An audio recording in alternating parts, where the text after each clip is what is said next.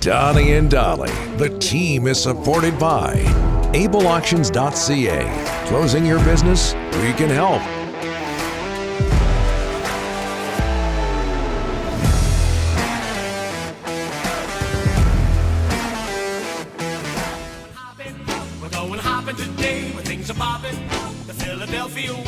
This is the theme from American Bandstand. How we got an American Bandstand, I'm not really sure.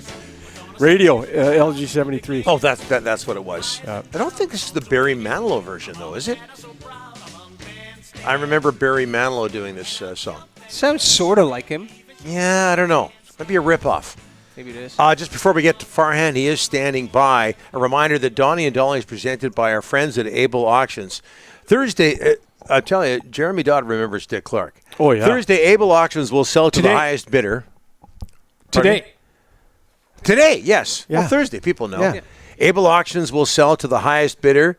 I thought you're having an issue there.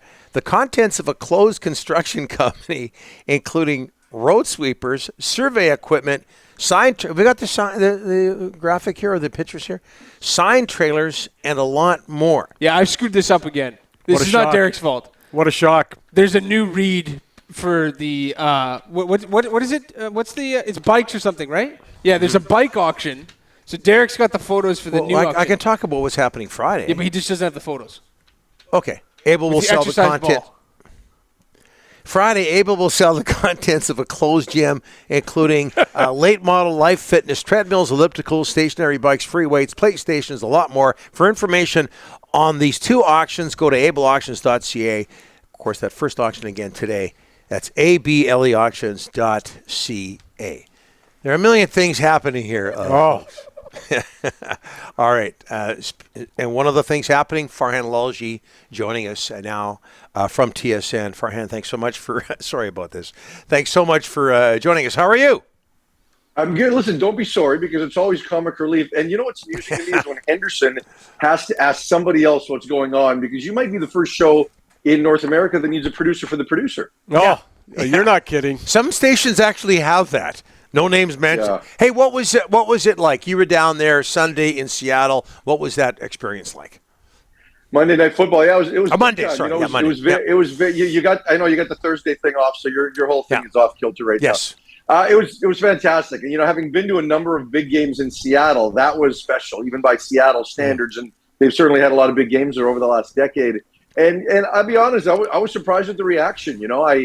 I knew that he was going to get some boos, Russell Wilson, and I thought it was going to be kind of 60-40. I didn't think it was going to be 90-10 with the signage and just that level of venom directed towards him because ultimately he is the best player in Seahawks history, and he delivered them a Super Bowl. And it just shows you that the diva act and all the drama surrounding the last couple of years, it was more than just the team and the organization that wanted to move on. And Russell did too, but clearly the fan base wanted to move on. So, and then the other thing is yesterday, I think on his radio show, Pete Carroll on 710 talked about how, it did mean more and it meant a lot to the Seahawk alumni, like the Richard Shermans of the world, the Doug Baldwins that were in attendance. And he didn't back down from a lot of the narratives and the storylines around everything that had gone on.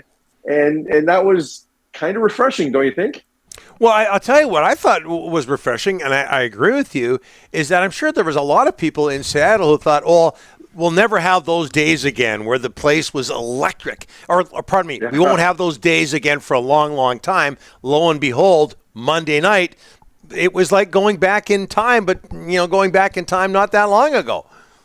No, it was incredibly loud. I mean, the press box was shaking. At key third down situations, and certainly on that final punt, the final field goal, I should say, 64-yarder, you could question that decision. But the building was absolutely rocking. And, the other thing, too, is that it probably gave the fan base a little bit of hope because I think everybody in the market kind of understood that this team's not supposed to be very good this year and not going to be a playoff team. And, what was the over-under on wins? Maybe 5 for this team. So now all of a sudden you think, okay, well, maybe we can tread water and maybe games can be competitive and maybe there's a reason to invest a little bit this year. Even if expectations are still low, they maybe don't have to be as low. So for a lot of reasons, it was a pretty cool atmosphere.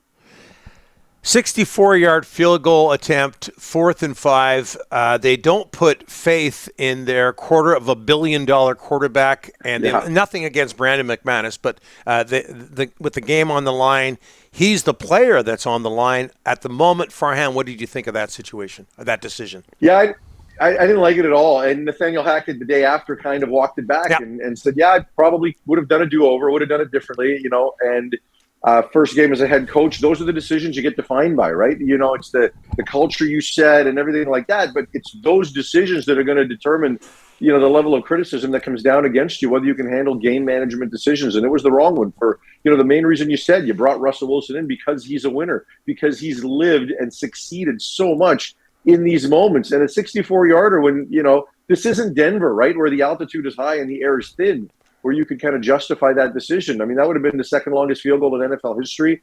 The odds were so poor against it happening. It made no sense. And, you looked at it, and it seemed like they were indecisive all the way through because for a few seconds, Russell Wilson got to the line, but it was too late to actually attempt to draw Seattle offside.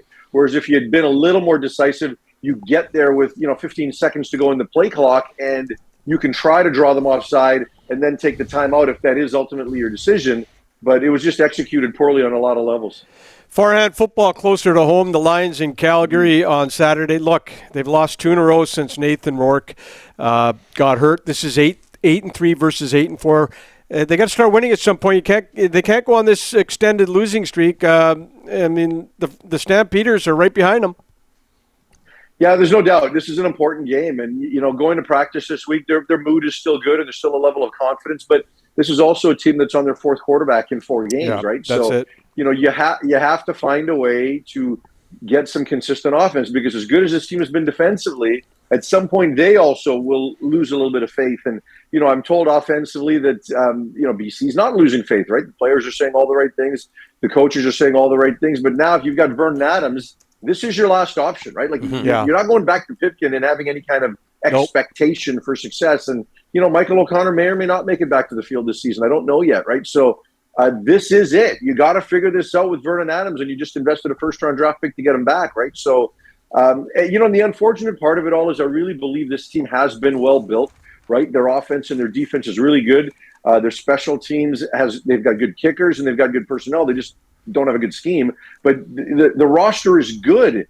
And it shouldn't be this one-sided that when you pull the quarterback out, regardless of how good that quarterback is and how important the position is in this sport, it shouldn't fall apart this quickly when the receivers are good and the O-line is held up and the defense has done its part. It shouldn't get this ugly this quickly. So they need to just have a better performance. I mean, even if they wind up losing 30-31, at least you can feel good about the offense, something at least to take away from it. But they need a better performance offensively. Otherwise, they're going to start, you're going to start getting some issues now where people start looking at each other and start showing their frustration. Hockey is around the corner. We got the Young Stars tomorrow. We got the Canucks camp 8, 9, 10 days away. It's starting. And where do you see the Canucks right now? You've seen their changes in the offseason. You've seen the other changes in the Pacific Division and the Western Conference. The biggest question right now we're asking a lot of people, is this a playoff team? Well, first of all, it's just starting way too early. I would prefer an October 1st start. Wouldn't you, Donnie? I know you're a hockey guy. I'm not ready. I'm not going to Penticton. I'll be up in Whistler for a day, but, the Young Stars aren't my thing. As far as the players are concerned on the roster, this should be a playoff team. It really should, because I think they can expect a level of internal improvement up front. And if they do the right things on the back end, it's never going to be an elite defense. But if all of a sudden Quinn Hughes can get over to the right side and be comfortable there and still have that level of productivity, you might be able to bring out the best in some other players. And just that one guy can put some other guys in the right spots, right? And make it look a little bit better. But I just think this should be a deeper forward group, right? Especially with Mikheyev and Kuzmenko added to the mix. And, a really good group of centers down the middle, because they've certainly committed to having the big three all play center and just fortify that spot for this team. And if that Tredemko can stay healthy, there's no reason why they can't compete for a playoff spot. And I know what Edmonton and Calgary have done to maintain their positions atop the Pacific. And, I know that, people are expecting a bounce back from Vegas, and LA with all their young talent should ascend and be ready to kind of be in that mix. But, they were close last year after a terrible start. I do think this team should be in the mix and get in as long as they wind up staying healthy. Your memories of American Bandstand. Dick Clark, I was gonna start grooving to the music, at some point here. So that's kind of what I was expecting coming in. Yeah. Well, next time we'll get on that. Farhan, thanks for this. Appreciate it. Next week. Take care, guys. You bet.